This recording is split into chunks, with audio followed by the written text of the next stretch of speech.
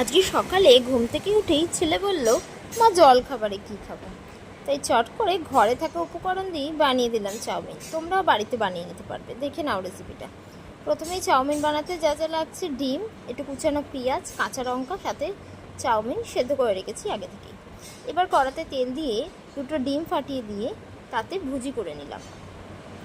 ডিমটা ভালো করে ভেজে তাতে একটু নুন দিতে হবে, দিয়ে ভুজি মতো করে নিতে হবে। এবার সেটা তুলে রাখতে হবে। এবার ওই কড়াতেই আবার খানিকটা তেল দিয়ে তাতে কুচানো পেঁয়াজগুলো দিয়ে দিতে হবে, আর সাথে দিতে হবে কাঁচা লঙ্কা। আমি একটু ঝাল পছন্দ করি বলে কাঁচা লঙ্কা দিয়েছি, তোমরা চাইলে কম বেশি করে নিতে পারো। এবার তাতে সেদ্ধ করা চাউমিনগুলো দিয়ে দেবো, নুডলসগুলো দিয়ে দেবো।